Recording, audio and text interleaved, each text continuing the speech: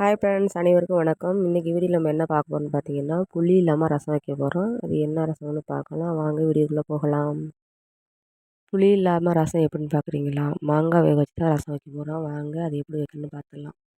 ரசத்துக்கு தேவையான பொருள்: ஜீரகம், மிளகு, பூண்டு, தக்காளி, வெங்காயம், கருவேப்பிலை, மஞ்சள் தூள், ஒரு மாங்காய். அடுத்து நம்ம மாங்காய் நல்லா வேக வச்சு தோல் நீக்கிட்டு மிக்சியில் நம்ம அரைச்சி எடுத்துக்க போகிறோம்.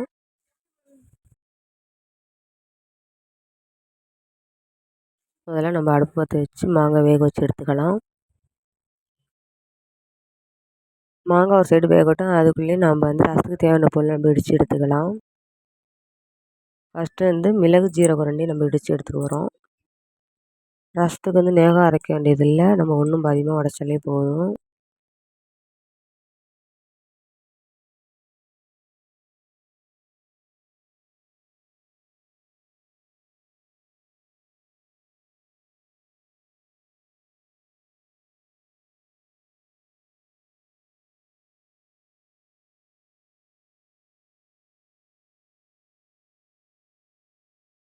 இந்தளவு இடித்தா போதும்.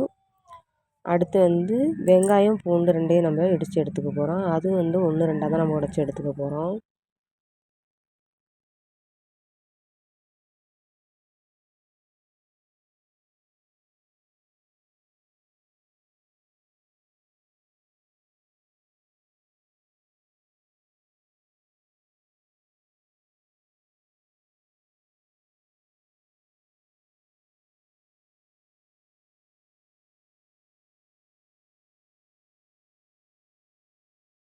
இப்போ ரசம் தாளிப்புக்கு தேவையான பொருள்லாம் நம்ம ரெடி பண்ணியாச்சு. அடுத்து மாங்காய் வந்துருச்சுன்னா நம்ம தோல் நீக்கிட்டு மிக்சியில் கொடுத்து அரைச்சி எடுத்துக்கலாம்.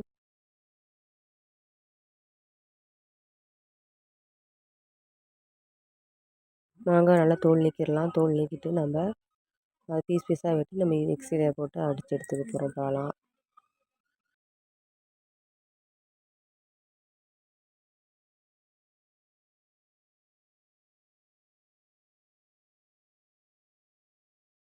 இப்போ எல்லாம் ரெடி ஆகிடுச்சு. இப்போ நம்ம தாளிச்சிக்கலாம் ரசம்.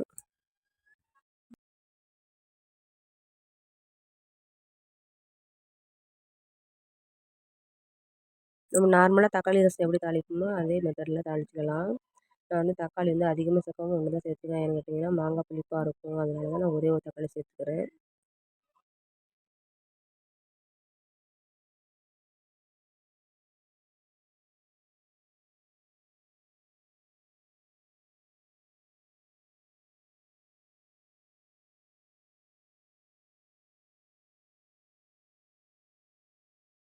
இப்போ பூண்டோட பச்சை வாசனை போயிடுச்சுங்க.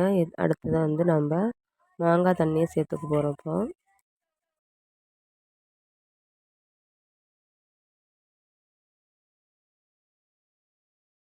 இந்த ரசத்துக்கு தேவையான அளவு நம்ம கல்லுப்பு சேர்த்துக்கலாம்.